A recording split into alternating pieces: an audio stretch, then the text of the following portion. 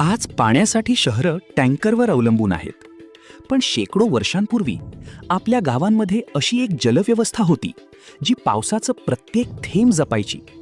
ही फक्त विहीर नव्हती, ही होती बारव. दगडांमध्ये कोरलेलं विज्ञान आणि आज पूर्णपणे विस्मरणात गेलेला इतिहास. या व्हिडिओमध्ये आपण पाहणार आहोत बारई म्हणजे काय, त्या कशा काम करत होत्या आणि महाराष्ट्रात आजही लपलेल्या काही अद्भुत बारवा. बारव म्हणजे पाण्यापर्यंत उतरून जाणारी पायऱ्यांची विहीर. आजच्या साध्या विहिरींपेक्षा बारव ही पूर्ण इंजिनिअरिंग सिस्टम होती.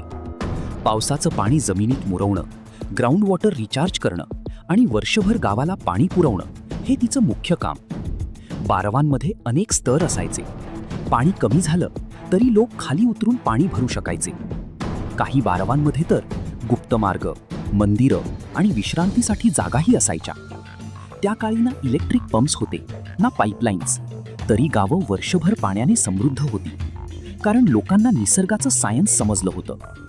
बारव बांधताना पावसाचा प्रवाह, जमिनीचा उतार आणि दगडांची रचना सगळं अभ्यासलं जायचं.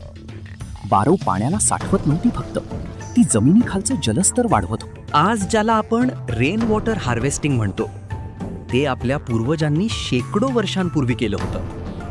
साताऱ्यातील लिंब बारव ही महाराष्ट्रातील सर्वात सुंदर बारवांपैकी एक मानली जाते. पूर्ण काळ्या दगडात बांधलेली ही रचना आजही इंजिनिअरिंगचं उत्कृष्ट उदाहरण आहे. काही बारवा मंदिरांशी जोडलेल्या असायच्या. पुष्करणी प्रकारातील बारवांमध्ये धार्मिक आणि सामाजिक जीवन दोन्ही दिसून येतं.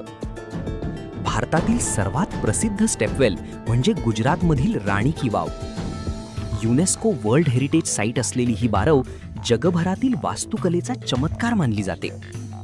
मग इतकी महान जलव्यवस्था गायब कशी झाली?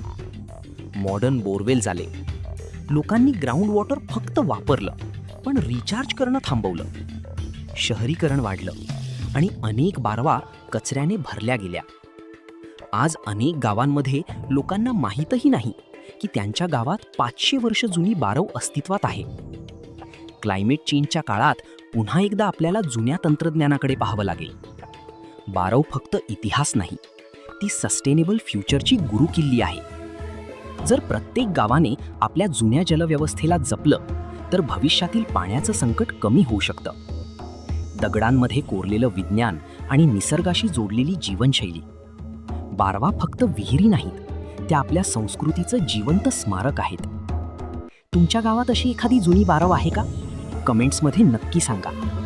व्हिडिओ आवडला असेल तर लाईक करा आणि अशाच महाराष्ट्राच्या इतिहासासाठी सबस्क्राईब करा.